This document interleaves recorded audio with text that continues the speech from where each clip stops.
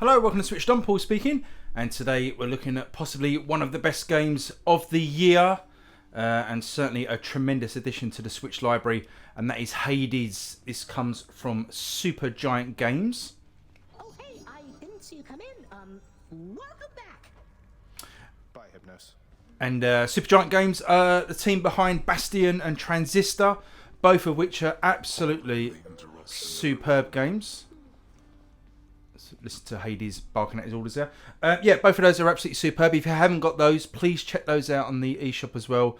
Bastion is what really gave Supergiant their name. It's a sort of isometric RPG, but the unique feature was like this narrator that spoke about what you were doing almost real time in the game, which was quite unique for the time.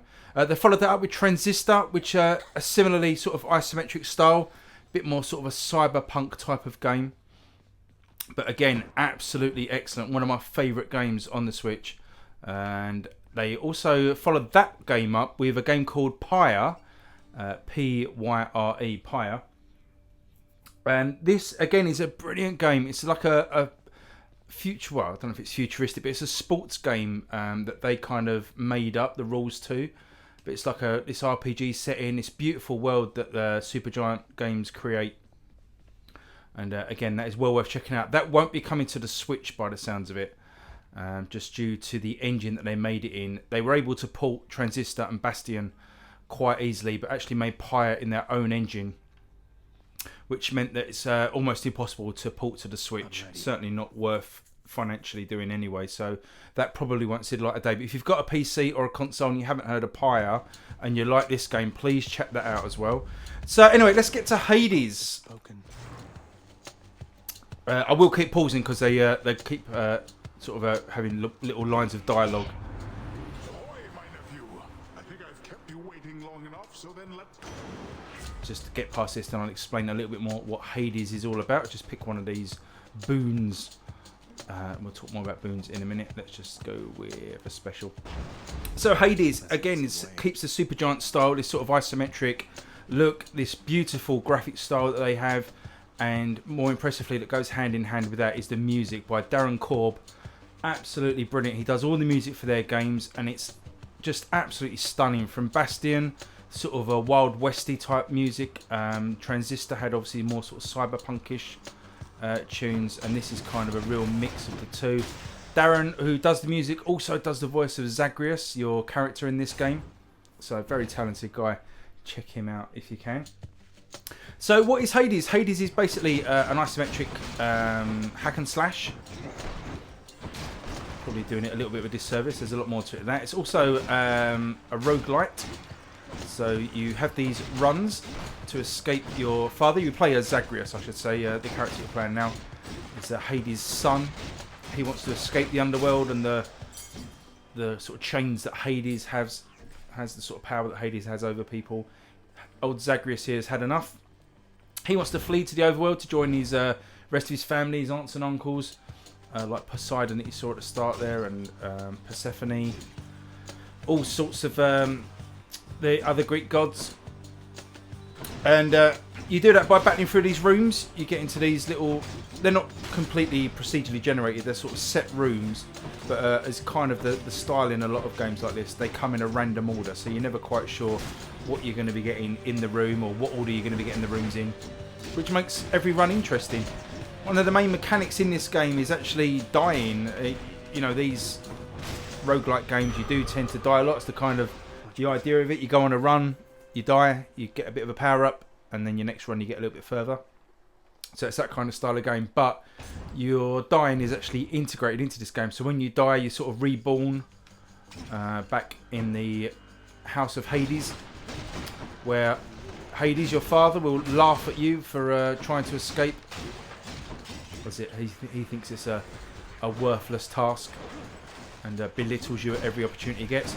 But there's also people in the House of Hades that want to help you, like Nyx, the queen of the night, who was... I won't spoil the story, actually. You can find out what happens with Nyx. But she will help you. She'll give you advice and power-ups along the way, as will many of the other people in the House of Hades. And as you go on, you can unlock new stuff. So You go on these runs, you earn money, you earn gems, you earn power-ups. All of this can be spent back at the House of Hades to sort of add new things to the house, so it's kind of like a world building sort of element. You can give gifts to people in the house and sort of make them like you more or even fall in love with you, so there's a bit of almost a semi-dating element to it as you choose who to befriend and who to give your affection to. And doing so will open up more of the story. We'll have a look at that when I clear this room. I'll have a look. I'll show you where that plays out. But as you can see, you clear these rooms here and you get a power up in each room. So I've been sort of waffling on and beating up these rooms, but you get different power ups. So this one here from Ares, the god of war, he's left this power up for you, and you can choose one of the boons that he's left for you. You see the first one gives you better attack. The second one gives you something called a call. You can get a power up called a call where you press ZR and one of the gods will come and fight by your side for a little while. This will power that up. And then the last power up here, Blood Frenzy, after using Death Defiance, which is a really good power up. We'll get to that when we get back to the House of Hades. I'll show you what Death Defiance is, but basically it's in essence it's an extra life. When you lose all your health, you'll be reborn and can carry on the run that you're in, and that powers that up. So every time you speak to someone, you learn a little bit more about them and a little bit more about the story. If you press L at any time here, you can bring up the Codex of the Underworld. And this has all the information that you need. So this is, at the moment, let's have a look at the tabs at the top. Perilous Foes. This is how you beat, or certainly has information about the characters that you meet, the baddies that you meet. We'll tell you sort of hints of how to beat them and a little bit of backstory.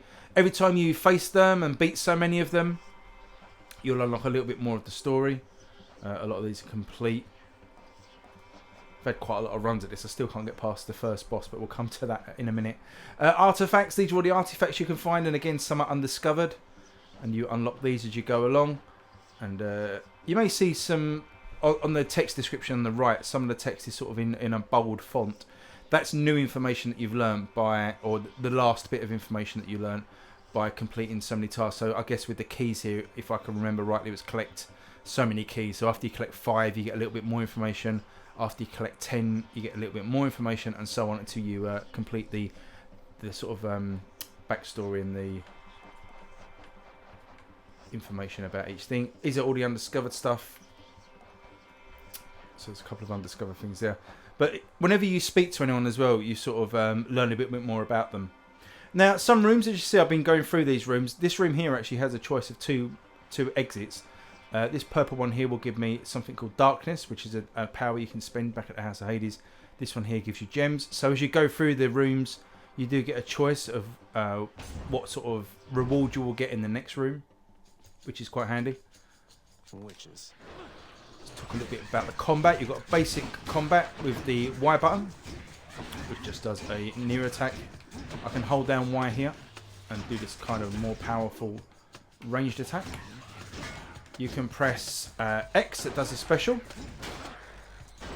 The special here with this weapon that I've got, it throws my shield, Captain America style, and can hit more foes. The more I power it up, the more foes it can hit in a single throw. As you see, it kind of bounces around. These skulls are particularly troublesome, because they will spawn new enemies.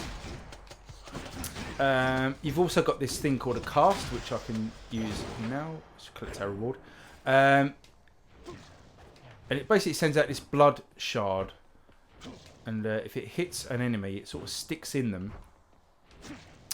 And basically, while it's in an enemy, you deal more damage to that enemy. But you can only throw one out at a time. And then when the enemy you've thrown it to dies, it sort of just exits their body and you have to go and pick it up again. So that's really handy to use. So let's have a look here. We'll clear this room. We've only got one exit. There are little secrets and stuff lying around. So there, I'll just hit a urn and it had some money in it. You can find sort of treasure chests and even secret exits and stuff like that. As I said, there are different weapons. There's a sword, the shield I'm using at the moment. There's like a pike, a bow and arrow, a few other weapons that I haven't discovered yet. This is kind of like a mid-level boss kind of thing. It's really tricky to take down. Should be throwing my blood shard at it actually to do more damage. So let's see if that can help. take it down. But yeah, in essence, it's kind of like I say, it's a hack and slash game. You're just hammering away. When I first started the game, it was I found it a little bit underwhelming for the first few runs because you haven't really got a lot unlocked. You've only got sort of a couple of weapons. You haven't got all the special moves. You haven't got a lot of power-ups. So definitely better when you get a good run, get a good few runs under your belt.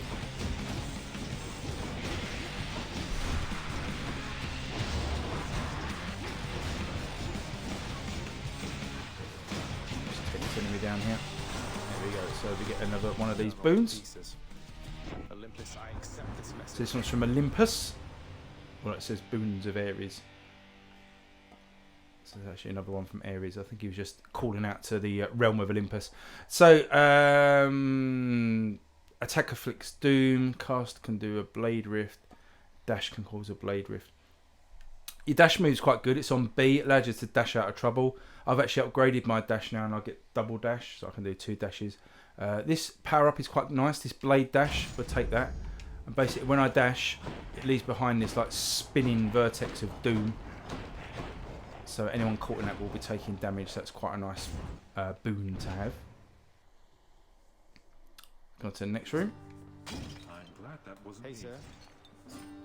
This is one of the characters you meet in the game, so thankfully this isn't like a room we need to do any fighting in, but we'll check these pots for any gold. And let's talk to Hey, Your Highness, Sisyphus. anything the matter or just passing through? Happy that we get to chat like this Sisyphus? later, of course. Sisyphus. Oh, this is the dude that has to push a boulder up a hill.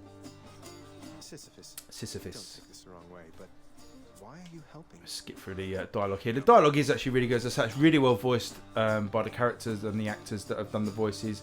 The story is really compelling, and as I say, it all gets added to that codex, so you can really get a lot of lore, a lot of background to the story as you go along. Sisyphus is offering some power-ups here. I normally take the healing. I got you covered. You can see your energy or your health there in the bottom left-hand corner, that red bar. Farewell, Highness. You can gift pretty much anyone some nectar as well, which sort of, as I say, makes them Wretches, and stop this become madman. more friendly with you and eventually offer either gifts to you or new power-ups. So let's use our dash there to leave that spinning blade as those enemies spawn. As you can see, as you go on, the rooms get tough, progressively more difficult. This room, you won't notice it, but in the far corner it's got a shop. That purple thing over there is a shop. Start taking some of these down. You can see it's kind of chaos, as you kind of expect from sort of a hack and slash game. You're sort of just trying to smash everybody that you can, stay out of trouble, try not to get hit. But as you can see, the performance here is absolutely solid. It's 60 Work frames a second. faster next time. I believe it's 60 anyway. Want some gems there, and the shop's open up. What's for sale? Absolutely rock solid. I've seen a couple of dips when everything gets absolutely manic, maybe on a boss fight, but it's very, very minimal slowdown. But generally, it's just rock solid. A beautiful port. If you've played the PC version, you'll be It's not to help, well for at sure. well at home, sort of with the Switch port. Perfect sort of game for Switch as well. I'll buy all 3 of those things from the shop. Yeah, perfect game for the Switch. Just one of these games that you can pick up, have a run on, and then put down. So great for commuting. Probably by the time you've done a commute, you've done a couple of runs. But also one of those addictive games, one of these roguelikes that you know, you'll have a quick run on Dire, have another quick run through, trying to get better each time. These little enemies are particularly troublesome as well because they will lob bombs at you. You see that red circle on the floor? It's sort of the area where they're being dropped. So you want to get the heck out of dodge when they're going off. You don't want to get caught in those. They can actually hurt enemies as well, so you can sort of trap enemies in explosions. We've got Blade Dash, that's powering up to level 2. This power up here, the Tempest Flourish, my special when I throw my shield out actually pushes enemies away and is powered up a bit. So we'll take that one. And again, we've got a choice here. We can take keys as our reward for the next room, or money. We'll probably take some keys. The keys are used to unlock areas in the House of Hades, certainly weapons.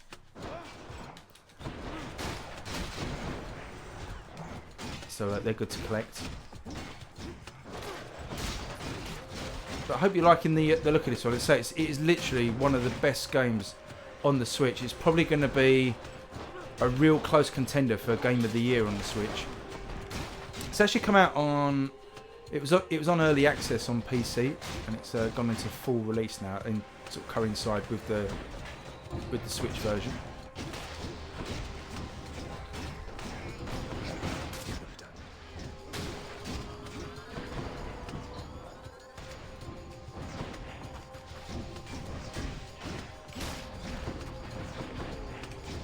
And it's just a beautifully crafted game. So whether you're in it for the lore, sort of that Greek mythology, or you're a fan of roguelikes, or you just love well-made games, or a fan of Supergiant, then it's an absolutely no-brainer to pick this one up. Don't think I said the price is £22.49 in the UK.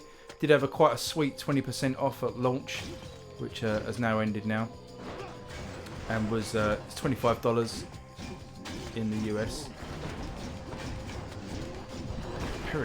Perilously close to losing all my health here, which isn't ideal. Keep getting hit by these dudes. You can knock those columns down in the middle of rooms, these green columns. You can sort of trigger, see if we can get them near me. Knock that down, it sort of triggers some bricks and stuff falling from the roof that can damage the enemies. So it's another good way to sort of passively injure your enemies. A lot of the enemies have got good tells as well. I'm just not very good at these sort of games, so I keep getting hit. But yeah, they're sort of like that enemy there that dash towards you. They sort of power up a bit first. Oh, we need to take the reward first. So this is the Daedalus Hammer. Listen to this music. Listen to that bass in the background.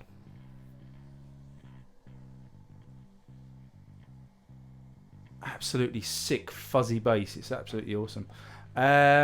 We will go with... We'll power up our special. That's it. And now we can open up our shop. See what's in here. Look here. Slain foes have plus 15% chance of dropping gem items, is that? Instantly gain 30 darkness. We want something that gets our health back, because we've got very little health. We'll take all three of those. Find the next room. I've likened this one a little bit to Dead Cells in some ways, the way sort of all the power-ups and the weapons work together, but also a little bit like sort of a Children of Mortar style game. If those two had a baby, it'd be something like Hades. If you like Diablo, you'd probably be quite happy with this one as well. But I think we may be at the end of level boss here, Meg.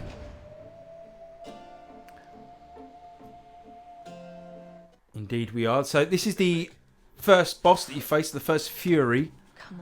Megara, but goes normally by the name of Meg. Faced her about 300 times and can't beat her.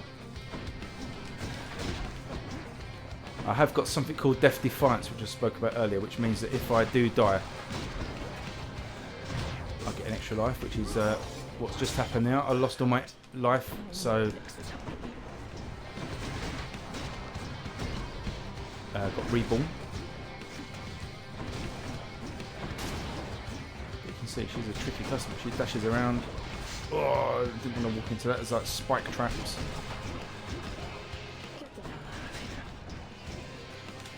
Got very little health, so I'm going to be out of health. This is kind of a bullet hell that she unleashes as well.